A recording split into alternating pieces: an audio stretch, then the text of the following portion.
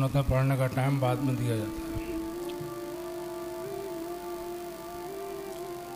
नहमदुहु व नुसल्ली अला रसूलिहिल करीम, अम्मा बाद, अऊज़ु बिल्लाहि मिनश शैतानिर रजीम, बिस्मिल्लाहिर रहमानिर रहीम। मा काना लिल्लाहि अन यत्तखिज़ मिन वलदिन सुब्हानहु इज़ा क़ज़ा अमरन फ़इन्नमा यक़ूलु लहू कुन फ़यकून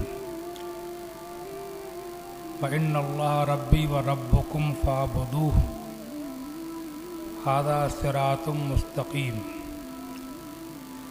आमन्तु बिल्लाह सदक़ल्लाहु मौलानल अज़ीम व बल्लगना रसूलुहुन नबियुल करीम। बारगाह रिसालत में दुरूद शरीफ का नजराना पेश कीजिए। अल्लाहुम्मा सल्लि अला सय्यिदिना व मौलाना मुहम्मदिन व बारिक वसल्लम। कलमा शरीफ का जिक्र कीजिए, ला इलाहा इल्लल्लाह मुहम्मदुर रसूलुल्लाह सल्लल्लाहु तआला अलैहि वसल्लम। आज कुरान अज़ीम की आयत करीमा मैंने तिलावत की, इरशाद फरमाया गया, मा काना लिल्लाहि अन यत्तखिज़ मिन वलदिन, अल्लाह की शान ये नहीं कि वो किसी को अपना बेटा बनाए या बेटा जने। सुब्हानहु, वो इस चीज से पाक है।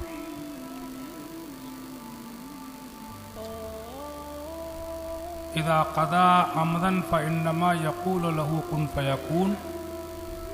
उसकी शान तो ये है कि जब वो किसी चीज़ को पैदा फरमाने का इरादा फरमाता है तो इस तरह नहीं जैसे कि बाप के ज़रिए बेटा पैदा होता है, बल्कि उसकी शान ये है कि इज़ा क़ज़ा अमरन, जब किसी चीज़ को पैदा करने का फ़ैसला इरादा फरमा लेता है, फ़यक़ूलु लहू कुन फ़यकून, तो फरमाता है कि हो जा, तो वो हो जाती है।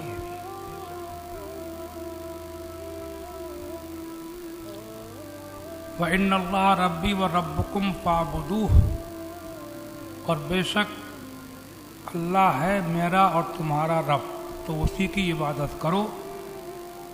हादा सिरातुम मुस्तकीम, यही है सीधा रास्ता।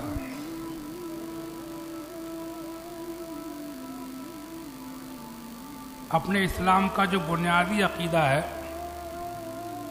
सबसे ज़्यादा पहला और ज़रूरी वो यही है कि अल्लाह तबारक व तआला का न कोई शरीक है, न उसका कोई साजी है, न उसके कोई जोड़ का है, न बराबर है, न हमता है, न हमसर है, न सवी है, न अदील है, न मसील है, न नज़ीर है, बल्कि अल्लाह सबसे अलग, सबसे थलक, सबका खालिक, सबका मालिक, सब मखलूक वो अकेला खालिक है। मैंने कभी बताया था कि पिछली उम्मतों में लोगों ने अपने नबियों को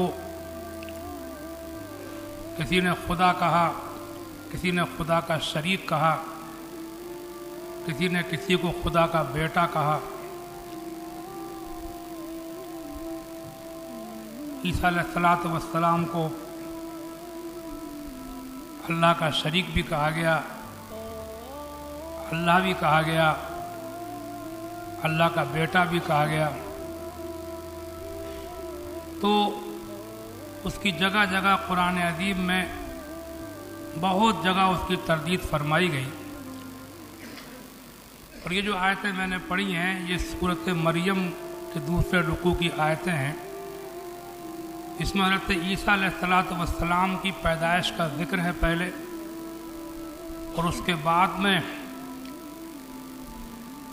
ईसा अलैहिस्सलाम से ही खुद कहलवाया गया। ये उन्हीं की बात को नकल किया गया है कुरान में कि तुम लोग मुझे खुदा का बेटा कहते हो, तुम लोग मुझे खुदा का शरीक कहते हो या खुदा कहते हो, हालांकि اللہ کی شان یہ ہے کہ وہ بیٹے والا ہونے سے پاک ہے، سمجھے آپ؟ اور اس کی شان یہ ہے کہ وہ جب کسی چیز کو پیدا فرمانے کا ارادہ فرماتا ہے تو فرماتا ہے کہ ہو جا تو ہو جاتی ہے۔ پھر عیسیٰ علیہ السلام سے یہ بھی کہلوایا گیا کہ کہو ان اللہ ربی و ربکم فاعبدوہ، کہ اللہ ہی ہے، میرا رب بھی اللہ ہے اور تمہارا رب بھی اللہ ہے۔ میں اللہ نہیں ہوں، میں معبود نہیں ہوں، میں خدا نہیں ہوں، بلکہ جو خدا ہے، جو اللہ ہے، وہ میرا بھی رب ہے اور تمہارا بھی رب ہے۔ فاعبدوہ، تو صرف اسی کی عبادت کرو، میری عبادت نہ کرو، اسی کی عبادت کرو۔ ھذا صراط مستقیم، یہی سیدھا سچا راستہ ہے۔ یہ آج میں نے یہ تقریر کیوں چھوڑی؟ آج بھی ایسے لوگ پائے جاتے ہیں جو اپنے اپنے پیروں کی، مشائخ کی، بزرگوں کی محبت میں ہنستے آگے بڑھے ہوئے ہیں۔ اس قسم کی بہت سے شواہد، نظائر اور مثالیں میں نے ایک تقریر میں پیش کی تھی، کچھ فتوے سنائے تھے اپنے علماء اہل سنت کے، کہ انہوں نے جس طریقے سے شان رسالت میں گستاخی کرنے والوں کو اسلام سے خارج قرار دیا، ایسی کسی کو اللہ تعالیٰ کے برابر یا خدا کا شریک قرار دینے والوں پر بھی انہوں نے کفر کے فتوے لگائے۔ پہلے بھی بتا چکا ہوں اس کی مثالیں۔ ابھی جلدی میں نے ایک کلپ سنی جو وائرل ہو رہی ہے موبائلوں میں، جو سنوائی گئی۔ یہ ایک بزرگ ہیں دیوا شریف، حضرت سیدنا وارث علی شاہ صاحب رحمۃ اللہ علیہ۔ دیوا شریف ضلع بارہ بنکی میں ایک بستی ہے، وہاں ان کی خانقاہ ہے، مزار ہے، اور ایک کامل بزرگ ہوئے۔ تو ان کی شان میں کوئی قوال پڑھ رہا ہے، لوگ جھوم رہے ہیں اور سن رہے ہیں۔ قوالی پڑھی جا رہی ہے، کیا؟ وارث کا ہوں میں بندہ، وارث میرا خدا ہے، میرا کافرانہ مسلک، مذہب میرا جدا ہے۔ قوال کہہ رہا ہے میرا کافرانہ مسلک، مذہب میرا جدا ہے، وارث کا ہوں میں بندہ، وارث میرا خدا ہے۔ سمجھے آپ؟ کلیئر، صاف طور سے انہوں نے، اس نے حضرت سیدنا حاجی وارث علی شاہ صاحب رحمۃ اللہ علیہ کو خدا کہہ دیا۔ سمجھے آپ؟ حالانکہ حضرت سیدنا وارث علی شاہ صاحب رحمۃ اللہ علیہ اگر ہوتے تو وہ سب سے پہلے اسی پر فتویٰ خود ہی لگاتے، کیونکہ اللہ والے جو ہوتے ہیں وہ اپنی پرستش کرانے کے لیے نہیں آتے ہیں، اپنی عبادت کرانے کو نہیں آتے ہیں، اپنے آپ کو خدا منوانے کو نہیں آتے ہیں، بلکہ وہ تو اللہ تعالیٰ کی عبادت کرانے کے لیے تشریف لاتے ہیں۔ قرآن عظیم میں فرمایا گیا ما کان لبشر ان یؤتیہ اللہ الکتاب والحکم والنبوہ ثم یقول للناس کونوا عبادا لی من دون اللہ ولیکن کونوا ربانیین۔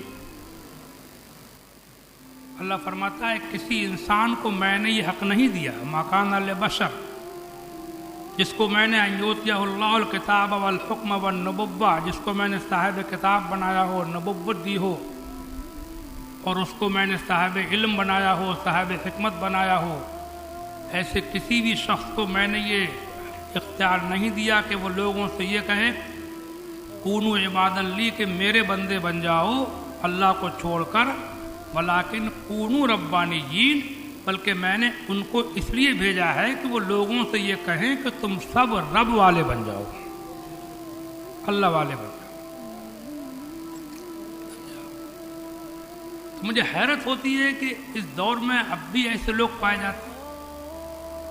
اس کی مثالیں میں نے پہلے بھی کبھی کچھ فتاویٰ کی روشنی میں تقریر بتائی تھی آپ، لیکن میں آج کی اس محفل میں اپنے اس مختصر بیان میں اس بات کا اظہار و اعلان کرنا چاہتا ہوں کہ ہمارا مذہب اہل سنت اس قسم کی کافرانہ باتوں سے بری ہے، اور ہم نے کسی کو خدا نہیں مانا ہے، ہم نے اسی کو خدا مانا ہے کہ جس نے نبیوں ولیوں کو بھی پیدا فرمایا ہے۔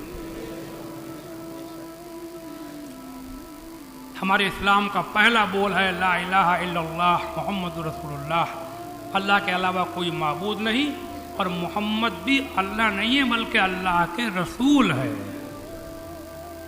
سمجھے آپ؟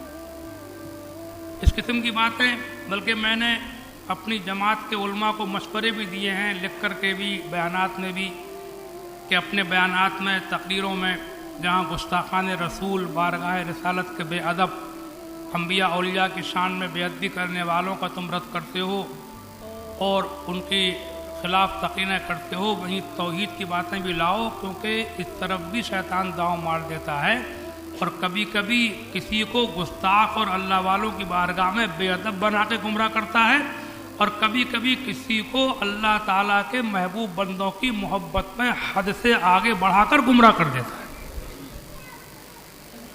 تو توحید کی باتیں، اللہ تعالیٰ کے تعلق سے جو اہل سنت کے عقیدے ہیں، ان عقیدوں کو بھی تقریروں میں لانا چاہیے۔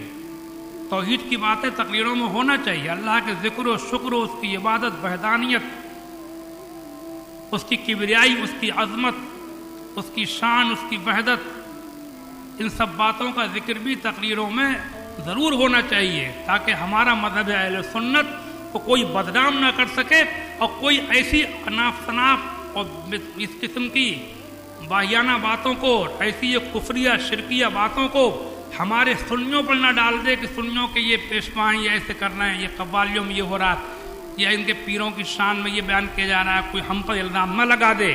ہم کو الزام سے بھی بچنا ہے، اور اپنے ایمان کو بھی سلامت رکھنا ہے، اور اپنے دین، جو دین اسلام جو اللہ کے رسول نے دیا ہے، اسی دین کے اوپر ہمیں قیامت تک چلنا ہے اور اسی پہ چلانا ہے، اور ادھر ادھر کی تمام واہیات باتوں سے بچ کر کے اللہ کے سیدھے راستے کے اوپر چل کے دنیا سے جانا ہے۔ ہمارے بزرگوں نے تو بالکل صاف کر دیا۔ آج کل جن کے نام پر سنیت کا تعارف ہوتا ہے، بریلی کے اعلیٰ حضرت مولانا احمد رضا خان رحمۃ اللہ علیہ، انہوں نے زندگی بھر حضور کی تعریفیں کی، اتنی کی کہ بتانے کی ضرورت نہیں ہے، کتنی نعتیں لکھی، کتنی کتابیں لکھی۔ عشق رسول ان کے نام سے آج پہچانا جاتا ہے، محبت مصطفیٰ سے آج ان کا تعارف ہوتا ہے۔ آج کہیں پر کوئی عشق رسول، محبت مصطفیٰ کی بات کرتا ہے تو وہ مولانا احمد رضا خان کا ماننے والا کہلایا جاتا ہے تمام دنیا کے اندر۔ اسے لوگ بدل بھی کہتے ہیں، سمجھا؟ انہوں نے بھی وضاحت کی جگہ جگہ، اس وقت لمبی باتیں کرنے کا وقت نہیں ہوتا، صرف ایک بات بتاؤں، حضور کی ایک نعت شریف لکھی انہوں نے، جس میں انہوں نے ایسا لگے گا آپ کو پڑھتے ٹائم، سنتے ٹائم، کہ جیسے وہ حضور کے مرتبے کو دیکھ کے حیران ہے کہ یا اللہ، تو نے اپنے محبوب کو کتنا بڑا مرتبہ دیا، کتنی شان عطا فرمائی کہ میں تو ان کی تعریف کر ہی نہیں سکتا، مجھ کو تو الفاظ ہی نہیں مل رہے ہیں، کہاں سے الفاظ لاؤں، کہاں سے زبان لاؤں تو ان کی شان بیان کروں، ان کا مرتبہ اتنا بڑا ہے، کیا کہوں کیا نہ کہوں، سرور کہوں کہ مالک و مولا کہوں تجھے، سنی ہوگی آپ نے، باغ خلیل کا گل زیبا کہوں تجھے، اللہ رے تیرے جس نے منور کی تابشیں، اے جانے جا میں جانے تجلا کہوں تجھے، مجرم ہوں اپنے عفو کا ساما کروں شہا، یعنی شفیع روز جزا کا کہوں تجھے، سمجھے آپ؟ اور پھر بعد میں فرماتے ہیں کہہ لے گی سب کچھ ان کے ثناخواں کی خاموشی، چپ ہو رہا ہوں کہہ کے یہ کیا کیا کہوں تجھے۔ حیران ہے مرتبے کو دیکھ کر، اتنا بڑا مرتبہ ہو، چپ ہو رہا ہوں کہہ کے یہ کیا کیا کہوں تجھے، تیرے تو وصف عیب تناہی سے ہیں بری، یا رسول اللہ تیرے تو وصف عیب تناہی سے ہیں بری، حیران ہوں میرے شاہ میں کیا کیا کہوں تجھے۔ حیران ہے، مگر فیصلہ کیا ہو رہا ہے؟ لیکن رضا نے ختم سخن اس پہ کر دیا کہ خالق کا بندہ خلق کا آقا کہوں تجھے، خالق کا، اب بولو، بندہ، خالق نہیں، خدا نہیں، خدا کے برابر نہیں، شریک نہیں، عدیل نہیں، نظیر نہیں، مثیل نہیں، سوی نہیں، ہمتا نہیں، ہمسر نہیں، بلکہ خدا کا بندہ ہی کہا حضور کو بھی، اور حضور ساری مخلوق میں سب سے افضل ہیں۔